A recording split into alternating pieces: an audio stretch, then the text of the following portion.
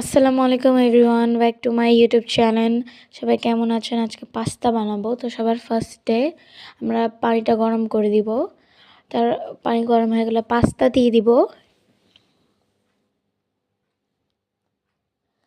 পাস্তাটা সিদ্ধ হতে দিতে হবে।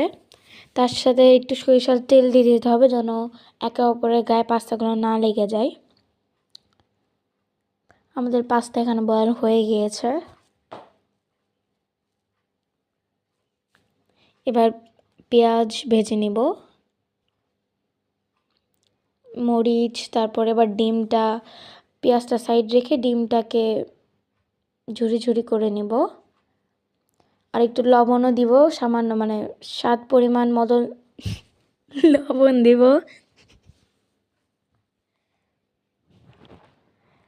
এবার সব একসাথে মিক্সড করে পাস্তা দিয়ে দিব।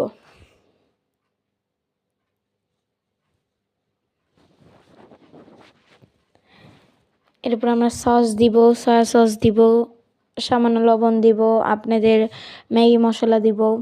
আপনারা আরও যেগুলো মশলা অ্যাড করতে চান করতে পারেন। সয়া সস দিয়ে দিলাম। আমাদের হাত থেকে একটু বেশি পড়ে গেছে, একটু কম দিয়ে আপনারা চেষ্টা করবেন যতটুকু লাগে আর কি। আমাদের পাস্তা একদম রেডি, খেতে খুব মজা হয়েছিল।